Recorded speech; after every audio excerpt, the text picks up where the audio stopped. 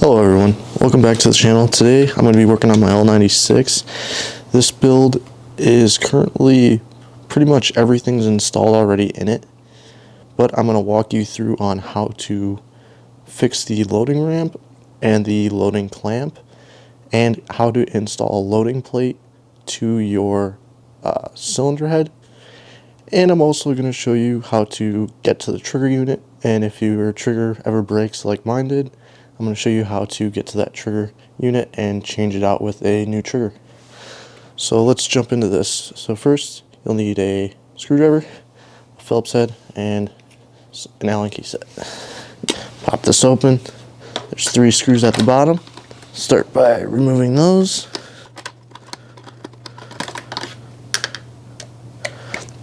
This one will pop out, so when you remove it, just set it to the side. Once you've got it completely out, pop this open. There we go, there's one. And let's get to that other one. This screw is a Phillips head as well. It looks like it's in there a little bit better, so I'll use a little bit more force.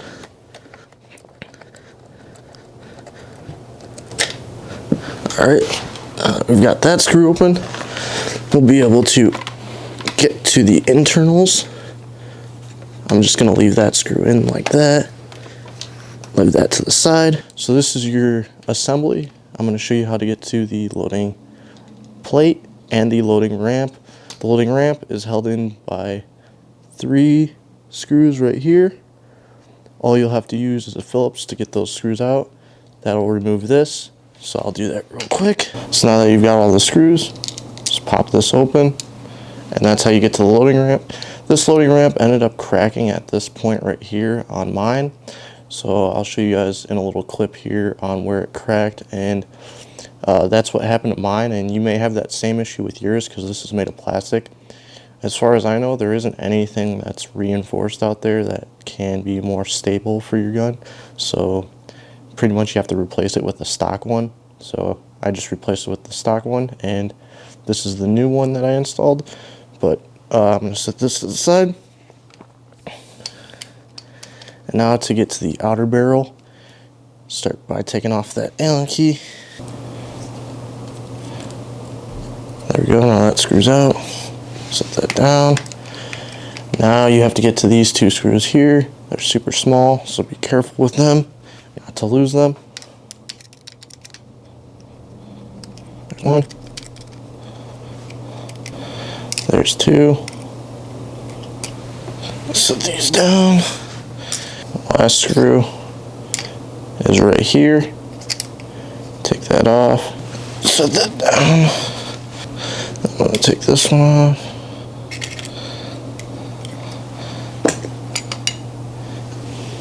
There we go.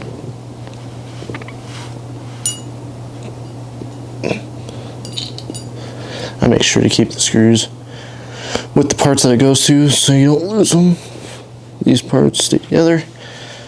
Then there's one last screw that you have to get off at the top. Sometimes it comes loose, but mine, it literally just stays in by force from the top rail. So I just have to pop that off, and then there it is. As long as it locks in the barrel, you're fine, and it doesn't move around as long as the top rail's on top of it. So that's good like that. And from there, unscrew the outer barrel.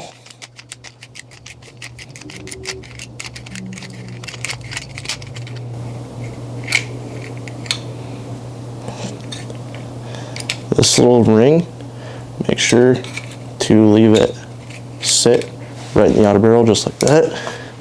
Set that off to the side. Then you're left with this.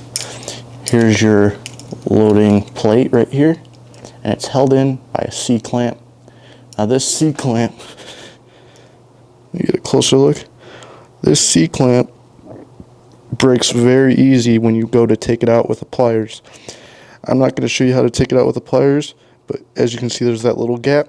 You prop it open with the pliers, and then that takes out the C-clamp, and then you can replace that. All you can replace it with really is the stock one. They don't make aftermarket ones, but they're very, very cheap, so they're easy to replace. And then this is the Airsoft Pro loading plate that I have. This, highly recommend for better feeding, and it works out very well with my build, so that's what I go with. So the last thing that you guys will need to learn how to get to is the trigger assembly. Now that you've gotten to this far in the video, all you have to do to remove this trigger is take out that Allen key, take out this Allen key, and that is it. That's how you remove the trigger. All you have to do is that. I have the 4th version. Before I had the 3rd version. I wouldn't recommend the 3rd version even if it's cheaper, because I had an issue with it, with the sear. It completely came loose and it pretty much fell apart. So as you can see in this clip, this piece on the sear fell off. Well, it didn't fall off, it's still attached, but it's pretty much just dangling from the trigger unit. So I went with the 4th version of the Airsoft Pro trigger, and it's been holding up pretty well, and I can't complain. To adjust the trigger, there's a little Allen key set, so you can adjust the pull of the trigger. I don't know if you guys can see that. Let me get this focused in. Either way, you'll see the Allen key. You just adjust it, and that'll adjust the length of pull. So that's pretty much all you have to do. From there, you're going to be able to get better feeding, and I have a better trigger unit that will last longer. And this guide hopefully helped you to get to that point. And see you guys on the next video. Oh yeah, and the assembly is the same as the disassembly, so just go back and review the video to reassemble your gun. So I'll see you guys in the next video. Peace. Have a great day.